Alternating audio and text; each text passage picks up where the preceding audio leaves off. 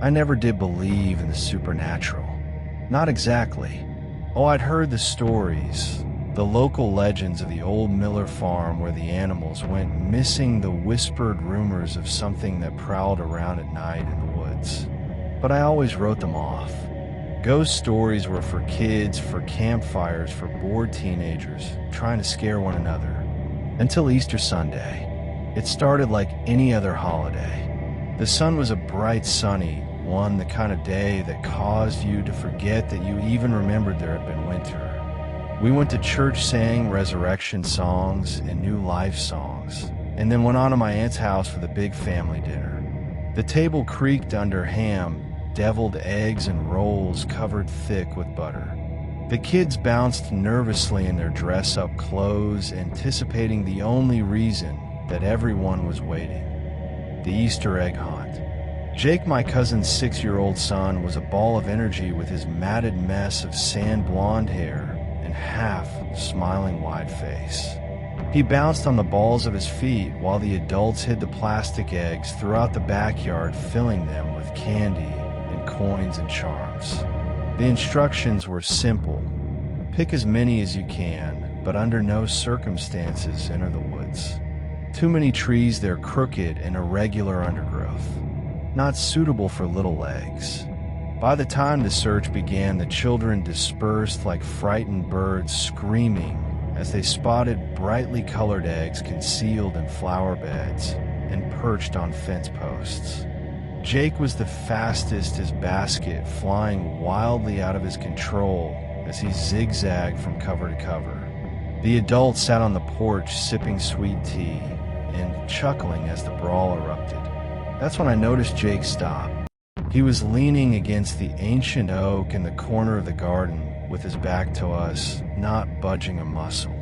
I'd assumed at first he'd found an amazingly well-hidden egg and was trying to figure out how he was going to retrieve it. But then I saw the slump of his shoulders, the unclenching of his fists from around his basket. "Jake," I yelled. "You okay, mate?"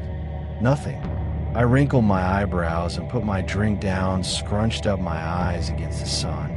And that was when I saw it. Movement beside the tree. White flashes on the branches. My chest folded itself together. There was something there. First, my head wouldn't rationalize it. The form was off. Too tall, too skinny, its arms stretched out too far. It was wearing what looked like an old Easter bunny costume, the kind you'd see in a cheap department store. But the fur was matted with dirt, the ears limp and ragged. Its face. God, its face wasn't right. No eyes, just hollow black pits. Its mouth was stretched too wide, filled with jagged yellow teeth. And it was right in front of Jake. My heart ran cold with fear. I made a move to scream, but Jake had already outpaced me. Towards it. "Jake, no." I jumped off the porch, thumping my heart. The rest were about turning, looking confused, but I didn't hesitate. I ran with all my strength, my heart thudding against my ears. The animal changed. 1 second it sat beside the tree. Then it had inches of black suit and black skin from Jake, and its clawed hand had lain on his wrist. Jake didn't scream, didn't struggle. His body just cut out, like someone switched him off and knocked him over. His basket spilled over onto the lawn, plastic eggs and sweets pouring out.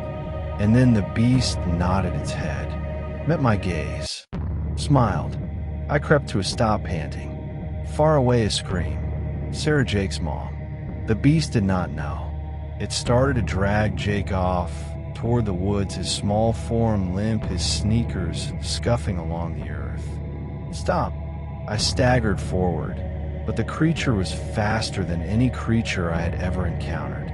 It was here and gone in a flash, vanishing from sight into the shadows of the trees, Jake's arm dangling like a broken puppet. There was chaos. The men took flashlights and ran off into the woods. The women dialed 911, shaking fingers. I stood there, the spot Jake had been, where the animal had attacked him. The police arrived in a few minutes. They deployed the search dogs. Townspeople combed the woods, shouting for Jake. But Jake was gone. No trail, no tattered clothing, nothing. When the sun went down, the search parties arrived, their faces somber. Sarah was sobbing, her tears ringing out through the house. I remained on the porch, my eyes scanning tree to tree, my stomach knotted. And then at midnight, we heard it, a crunching wet noise, outside the backyard. We ran out, flashlights cutting through the darkness. And there at the base of the old oak tree Jake was, or what was left of him. His body was braced against the trunk, waxen white skin. His eyes stared wide and wide, open, glassy, dead things. His mouth was filled with plastic Easter eggs, open and ripped apart, their innards. His own severed fingers spilling out like sweets. And on his chest, written in slumped, bloody script, the police called it a sick prank. Some deranged killer hiding in the woods, they said. They launched an investigation, questioned everyone in town, but no leads ever turned up. I knew the truth, though. I'd seen its face. That wasn't a man in a costume. It was something else. Something worse. Every year since then, at Easter time, I lock my doors. I never go out after dark, and never ever allow the children to play on or in the trees. For sometimes when wind blows, and just so that it stirs through the wood, I will hear it. Soft scratching laughter within the trees, and bunny ear rag ribbon tearing through the bushes.